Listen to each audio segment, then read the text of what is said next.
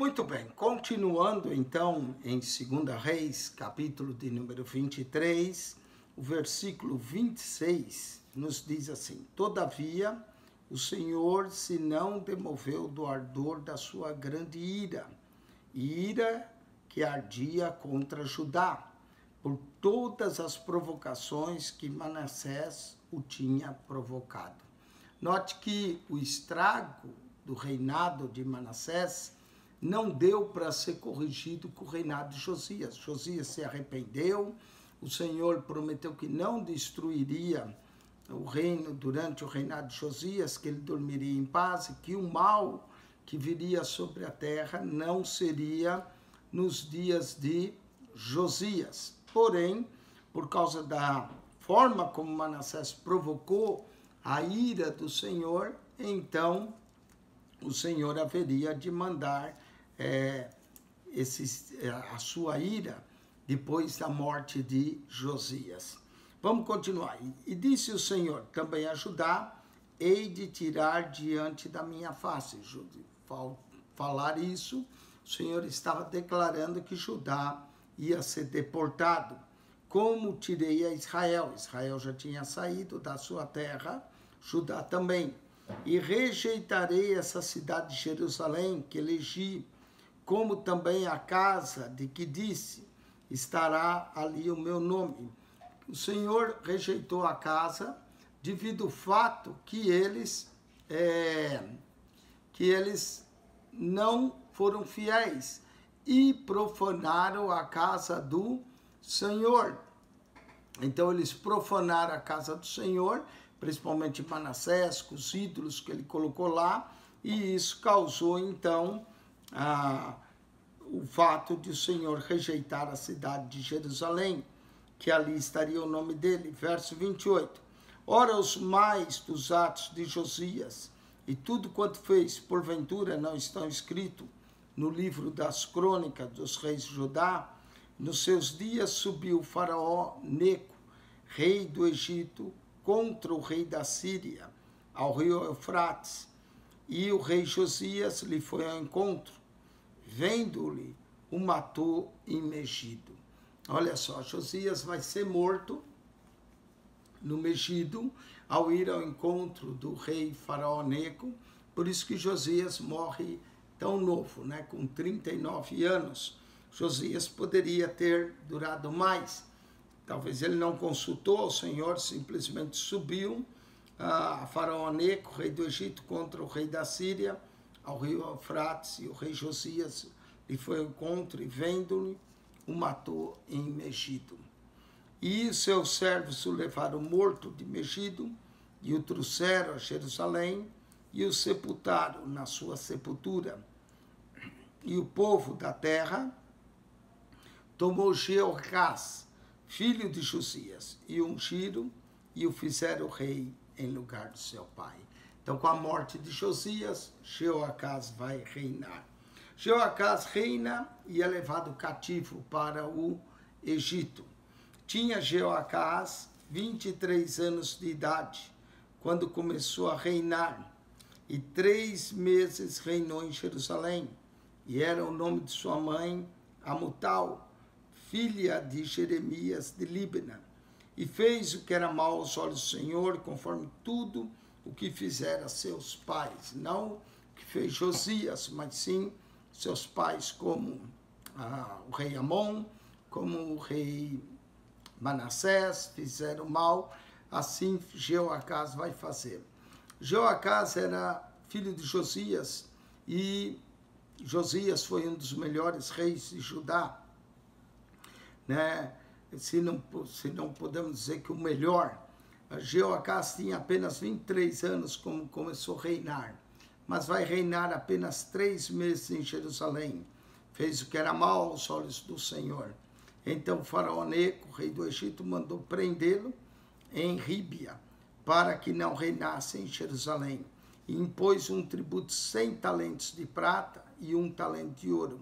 Além disso, constituiu o rei a Eliaquim, tendo sido levado para o Egito. Ali morreu. Jeoacás vai morrer no Egito. Porém, Faraó Neco o mandou prender em Ribla, em terra de Ramate, para que não reinasse em Jerusalém. E a terra impôs a pena de 100 talentos de prata e 1 talento de ouro. O Egito põe essa pena, né? Esse rei Faraó Neco já tinha matado a Josias, e quando puseram Joacás no reinado de Jerusalém, ele foi lá e tirou ele. Também Faraó Neco estabeleceu rei a Eliaquim, filho de Josias, o outro filho de Josias, em lugar de Josias, seu pai. E lhe mudou o nome em Jeoaquim. Então era Eliaquim, ele mudou para Jeoaquim. Porém, a Joacás tomou consigo e veio ao Egito e morreu ali. E Jeoaquim deu aquela prata e aquele ouro a Faraó, porém fintou a terra para dar esse dinheiro conforme o mandato de Faraó. A cada um segundo a sua avaliação.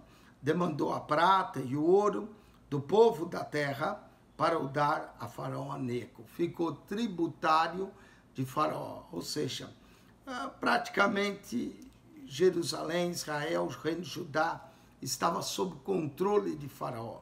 Note que ele põe quem ele quer, ele tira quem ele quer, ele impõe o tributo e o rei Jeoaquim tem que pagar. Tinha Jeoaquim 25 anos de idade quando começou a reinar, e reinou 11 anos em Jerusalém. E era o nome de sua mãe Zébida, filha de Pedaías de Ruma, e fez o que era mal aos olhos do Senhor, conforme tudo quanto fizeram seus pais. Note que Joaquim não é nada, ou Eliaquim, ele não é nada melhor do que Joacás, não é? Ele também vai fazer o que é mal aos olhos do Senhor. Vamos para o capítulo 24. Nos dias de Joaquim, subiu Nabucodonosor, rei da Babilônia, contra ele, e Joaquim ficou 3 anos seu servo. Depois se virou e se revoltou contra ele. O que aconteceu? O rei Nabucodonosor derrotou o faraó, né, o faraó Neco. Ele derrotou na batalha de Carquemes, e isso se deu em 609. Como o faraó estava mandando em Jerusalém, ao perder essa batalha, quem agora fica mandando é a Babilônia. E a Babilônia vai fazer o rei Joaquim servir a ele 3 anos, de 609 a 606 antes de Cristo. Quando se deu, ele se virou e se revoltou contra ele no fato de provavelmente não quis mais pagar os impostos. Aí nós estamos no ano 606, Nabucodonosor vai vir e levar alguns cativos, né? Diz assim: e Deus enviou contra Joaquim as tropas dos caldeus. A razão que Deus também envia é porque ele fez o que era mal, e as tropas dos sírios, e as tropas dos moabitas, e as tropas dos filhos de Amon, os enviou contra Judá para o destruir, conforme a palavra que o Senhor falara pelo ministério de seus servos, os profetas. Olha que coisa incrível, não é? Agora vai vir várias tropas, as tropas dos caldeus, dos sírios, dos moabitas, dos filhos de Amon. Quer dizer, Jerusalém não tem qualquer condição, né? O Senhor enviou contra ele tropas caldeus, tropas sírias, tropas dos moabitas, tropa dos filhos de Amon, enviou tudo contra Judá para o destruir, conforme a palavra que ele falara por intermédio de seus servos, os profetas. Note que aqui o importante é a palavra profética se cumprindo.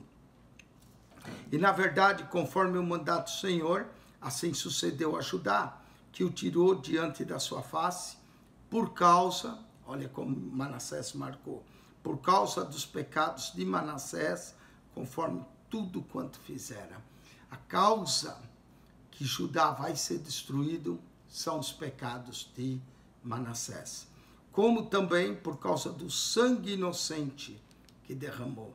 Lembra que Manassés derramou muito sangue inocente. Não sabemos se esse sangue inocente está se referindo somente de pessoas justas ou até de crianças, quem sabe ele mandou matar, enchendo Jerusalém de sangue inocente. E por isso o Senhor não quis perdoar. O Senhor não quis perdoar essa maldade que foi feita em Jerusalém. Ora, os mais dos atos de Joaquim e tudo quanto fez, porventura não estão escritos no livro das crônicas dos reis de Judá? E Joaquim dormiu com seus pais, e Joaquim, seu filho, reinou em seu lugar. Então, Joaquim vai dormir e Joaquim vai reinar.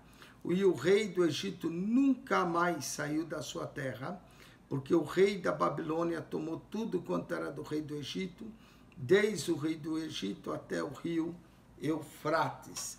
Essa foi a batalha de Carquemes, onde o Egito perdeu feiamente para a terra da Babilônia. A Babilônia ganhou essa batalha. Nabucodonosor quebrou com o Egito, né? Nunca mais saiu da sua terra. Vamos lá. Tinha Joaquim 18 anos de idade, quando começou a reinar. E reinou 3 meses em Jerusalém. E era o nome de sua mãe, Neustá, filha de Elnatã, de Jerusalém. Essa Neustá é o mesmo nome que deram a serpente, não é? A qual Ezequias acabou tirando. Filha de Elnatã, de Jerusalém. E fez o que era mal aos olhos do Senhor, conforme tudo quanto fizera seu pai. Olha que depois de Josias não vai se levantar mais rei bom, né? Levantou Joacás, fez o que era mal. Joaquim fez o que era mal. Joaquim fez o que era mal. Naquele tempo subiram os servos de Nabucodonosor, rei da Babilônia, a Jerusalém. A cidade foi cercada. Também veio Nabucodonosor, rei da Babilônia, contra a cidade, quando já os seus servos estavam cercando. E aqui vai começar, 2 Reis 24:11, o princípio do cativeiro de Judá, não é? O rei da Babilônia vai tirar todos os tesouros da casa do Senhor e da casa do rei. Ele despedaçou todos os vasos de ouro que Salomão fizera e vai transportar toda Jerusalém, como também todos os príncipes, todos os homens valentes, em total de 1000 cativos, e todos os artifícios ferreiros. Ele transportou também Joaquim e também a mãe do rei, as mulheres do rei, seus oficiais e os poderosos da terra. Todos foram levados cativos a Jerusalém para a Babilônia, e ninguém fica senão o povo pobre da terra. Tudo isso aconteceu por causa da ira do Senhor. Não é? Nós vamos ver tudo isso acontecendo. Verso 12. Então saiu rei Joaquim, rei de Judá, o rei da Babilônia, ele e sua mãe, e os seus servos, e os seus príncipes, seus eunucos, e o rei da Babilônia o levou preso no ano 8º do seu reinado. Note que no ano 8º ele começou a reinar em torno de 606, no ano 8º vai corresponder ao ano 597, 605, na verdade, antes de Cristo, e vai corresponder ao ano 8º, o seu reinado, 597. E dali tirou todos os tesouros da casa do Senhor, e os tesouros da casa do rei, e vendeu todos os utensílios de ouro que fizera Salomão, rei de Israel, no templo do Senhor, como o Senhor tinha dito. E transportou a toda Jerusalém, como também todos os príncipes e todos os homens valorosos, 10.000 presos. 10.000 presos vão ser levados. E todos os carpinteiros e ferreiros, e ninguém ficou senão o povo pobre da terra. Na primeira deportação, que se deu em torno com a morte lá de Joaquim, e foi posto Joaquim, morreu, e aí foi posto Joaquim, Daniel foi levado nessa primeira deportação. Nessa do 8º ano do rei Joaquim, é levado o rei, levado a mãe, e é levado mais 10.000 e isso se deu no ano 597 a.C., e aí Ezequiel é levado nessa segunda. Assim transportou Joaquim para a Babilônia, como também a mãe do rei, as mulheres do rei e os seus eunucos e os poderosos da terra, levou presos de Jerusalém à Babilônia. E todos os homens valentes, até 7.000, e carpinteiros e ferreiros até 1.000, todos eles destros da guerra, e esse o rei da Babilônia levou presos para a Babilônia. E o rei da Babilônia estabeleceu o rei em lugar de Joaquim, o tio deste, Matanias, e lhe mudou o nome para Zedequias. Então o tio dele, Matanias, foi constituído rei, não é? E o rei da Babilônia chamou de Zedequias. Zedequias vai ficar 11 anos no poder de Jerusalém, como servo, vassalo, até que em 586, Nabucodonosor vai invadir e destruir o templo. Vamos continuar, verso 18. Tinha Zedequias 21 anos de idade quando começou a reinar. E reinou 11 anos, tá vendo? Em Jerusalém, e era o nome de sua mãe, Hamutal, filha de Jeremias de Libna. E fez o que era mal aos olhos do Senhor, conforme tudo quanto fizera. Né? Fez o que era mal, tudo quanto fizera Joaquim. Não mudou nada, ele continuou fazendo o que era mal aos olhos do Senhor. Pois assim sucedeu, por causa da ira do Senhor, contra Jerusalém e contra Judá, até os rejeitar diante da sua face. E Zedequias se revoltou contra o rei da Babilônia. Se revoltou no sentido que ele não quis mais pagar tributos, e aí o rei finalmente vai levá-lo também cativo. Diz no verso 25, agora capítulo 25, né, capítulo 25, último capítulo do livro de Reis, nós já estamos quase, os reis de Zedequias indo a cativeiro. Diz assim: sucedeu que no 9º ano do reinado de Zedequias, no mês 10º, aos 10 do mês, Nabucodonosor, rei da Babilônia, veio contra Jerusalém. Ele e todo o seu exército se acamparam contra ela e levantaram contra ela tranqueiras em redor. Esse vai ser a terceira deportação, não é?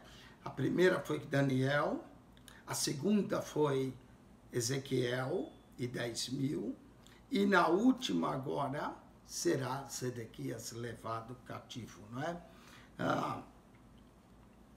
A rebelião de Zedequias, suas consequências, não é?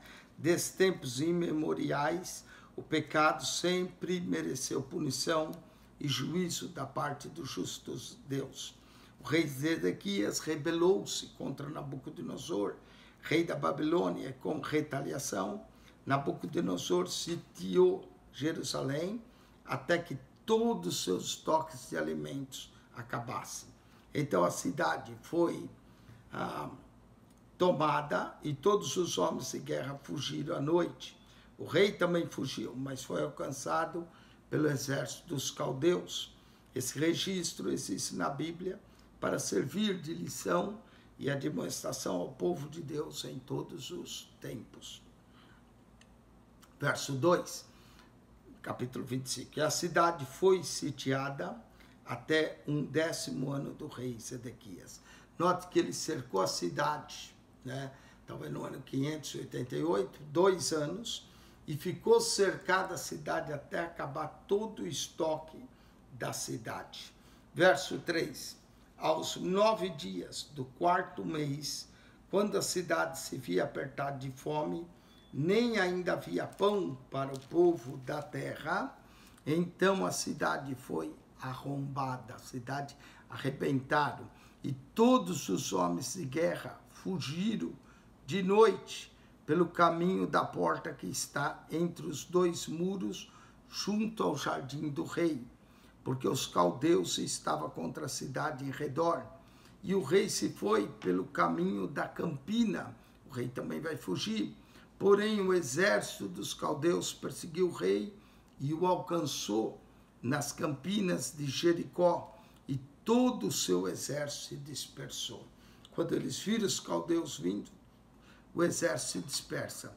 E tomaram o rei e o fizeram subir ao rei de Babilônia, a Ribla, e procederam contra ele. E olha só o que vai acontecer com Sedequias. E os filhos de Sedequias degolaram diante dos seus olhos. Pegaram seus filhos e degolaram diante dos seus olhos. E depois de degolar, a última visão que Sedequias teve foi de seus filhos ser mortos. Aí depois de degolar, vazaram os olhos de Sedequias. Isso era uma maldade muito grande. Mas para que ele aprendesse a não se rebelar. E o profeta Jeremias havia dito. Então, olha, degolaram ele, os filhos, né? Degolaram os filhos dele. E aí a última imagem, furaram os olhos, para que na mente dele sempre ficasse aquela última imagem. E o ataram com 2 cadeias de bronze e o levaram à Babilônia. Os olhos vazados de Sedequias lembra também Sansão, quando foi preso pelos filisteus, furaram-lhe os olhos e o levaram preso à Filisteia.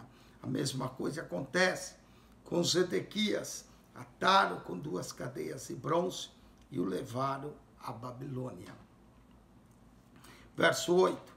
E no 5º mês, no 7º dia do mês, esse era o ano 19º de Nabucodonosor, rei da Babilônia, veio Nebuzaradã, capitão da guarda, servo do rei da Babilônia, a Jerusalém, e queimou a casa do Senhor e a casa do rei, como também todas as casas de Jerusalém, todas as casas dos grandes igualmente queimou. Então, note que esse capitão vai vir, Nebuzaradã, vai botar fogo no templo, na casa, vai destruir totalmente a cidade. Queimou. E todo o exército caldeus que estavam com o capitão da guarda derribou os muros em redor de Jerusalém. Além de queimar a casa do Senhor, a casa do rei, ainda derruba os muros da cidade de Jerusalém. E o mais o povo que se deixaram ficar na cidade, e os rebeldes que se renderam ao rei da Babilônia, e o mais da multidão, Nebuzaradã, o capitão da guarda, levou presos. Porém, dos mais pobres da terra, deixou o capitão da guarda ficar, alguns para vinheiros e para lavradores. Já estava a cidade destruída, o templo destruído, a casa do rei, os muros, deixou ficar os pobres. Quebraram mais os caldeus as colunas de cobre que estavam na casa do Senhor, como também as bases e o mar de cobre que estava na casa do Senhor, e levaram o seu bronze para a Babilônia. O metal eles quebraram e levaram para a Babilônia. Também tomaram as caldeiras e as pás, e os apagadores e os perfumadores, e todos os utensílios de cobre com que se ministrava. O cobre tinha valor, levaram tudo para a Babilônia. Também o capitão da guarda tomou os braseiros e as bacias e tudo mais que era de ouro puro ou de prata, tudo que é de metal, vão levar.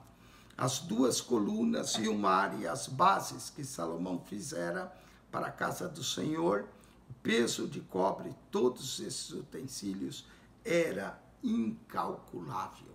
Havia muito valor no metal, tudo que Salomão tinha posto, ouro, prata, bronze, foi tudo levado para a Babilônia. A altura de uma coluna era de 18 côvados, 9 metros uma das colunas, e sobre ela havia um capitel de cobre, e da altura tinha o capitel 3 côvados, e a rede e as romãs em roda do capitel, tudo era de cobre semelhante, e essa era a obra, outra coluna com a rede. Toda aquela coluna bonita de cobre foi tirada e levada também para a Babilônia. Também o capitão da guarda tomou a Seraías, primeiro sacerdote, e a Sofonias, segundo sacerdote, e aos 3 guardas do umbral da porta. E da cidade tomou um eunuco que tinha o cargo de gente de guerra, e a 5 homens dos que viam a face do rei, e se acharam na cidade, como também o escrivão-mor do exército, que registrava o povo da terra para a guerra, e 60 homens do povo que se achavam na cidade. E tomando-os, Nebuzaradão, capitão da guarda, os trouxe ao rei da Babilônia a Ribla. Foi os sacerdotes, foram todos, e o rei da Babilônia os feriu e os matou em Ribla, na terra de Ramate, e Judá foi levado preso para fora da sua terra. Oh, coisa triste! Judá vai a cativeiro. Jeremias havia profetizado. Nessa época, Jeremias escreve o livro de Lamentações de Jeremias para mostrar a tristeza pela destruição de tudo que ocorreu. Porém, quanto ao povo que ficava na terra de Judá, Nabucodonosor, rei da Babilônia, que o deixara ficar, pôs sobre ele por maioral a Gedalias, filho de Aicã, filho de Safã. Então é posto por maioral, né? Esse aqui é neto, Safã é o escrivão de Josias, que achou o livro da lei. Note que o seu neto, né, que era filho de Aicã e filho de Safã, acaba ficando por maioral na cidade.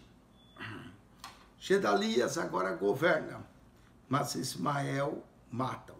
Ouvindo, pois, os capitães e seus exércitos, eles e seus homens, que o rei da Babilônia pusera Gedalias por maioral, vieram a Gedalias a Mispa, a saber, Ismael, filho de Netanias, e Joanã, filho de Careá, e Seraías, filho de Tamunete, o Netofatita, e Jezanias, filho de Macatita, ele e seus homens. E Gedalias jurou a eles e aos seus homens, e lhe disse: não temais ser servo dos caldeus, ficai na terra e servi ao rei da Babilônia, e bem vos irá. Ele quis convidar esses homens para servir ao rei da Babilônia.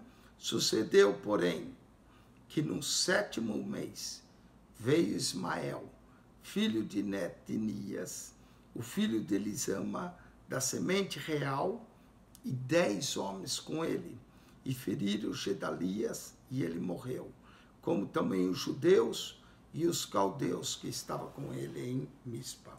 Quer dizer, foi uma conspiração contra ele e indiretamente contra o rei da Babilônia. Então todo o povo se levantou, desde o menor até o maior, como também os capitães dos exércitos, e vieram ao Egito, porque temia os caldeus. Quer dizer, ao matar Gedalias, eles sabiam que isso era uma revolta contra o rei da Babilônia e que provavelmente os caldeus viriam. E aí eles fugiram para o Egito. É lá no Egito que vai se alojar uma comunidade de judeus, que mais tarde se tornam judeus de Alexandria, e que mais tarde vão acabar traduzindo a Bíblia do hebraico para o grego, a primeira tradução.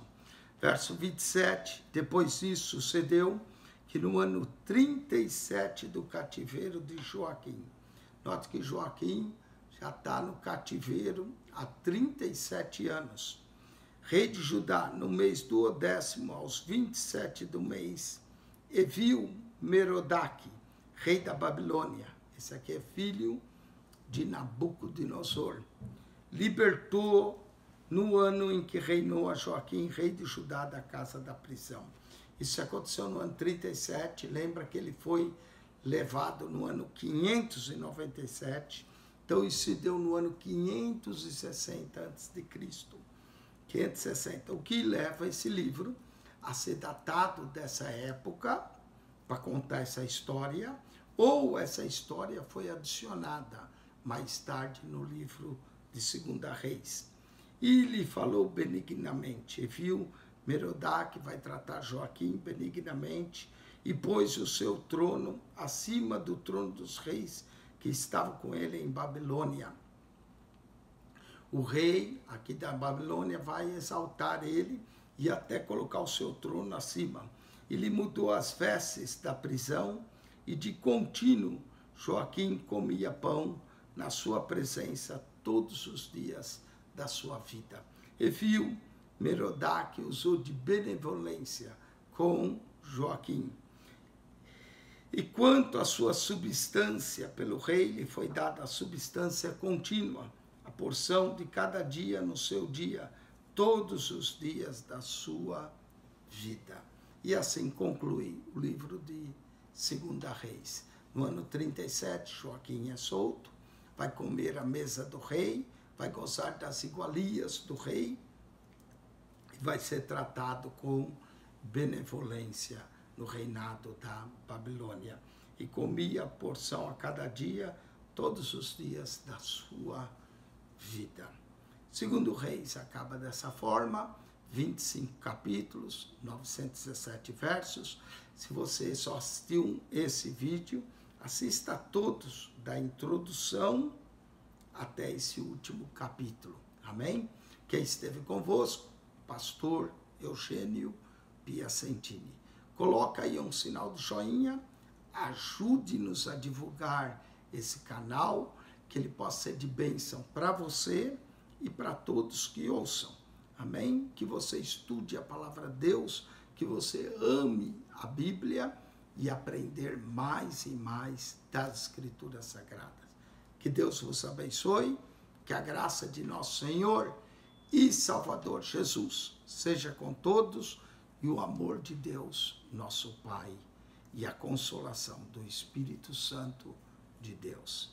Deus vos abençoe ricamente em Cristo Jesus. Nós voltamos para comentar o livro de Crônicas. Vamos introduzir o livro de Crônicas no próximo programa.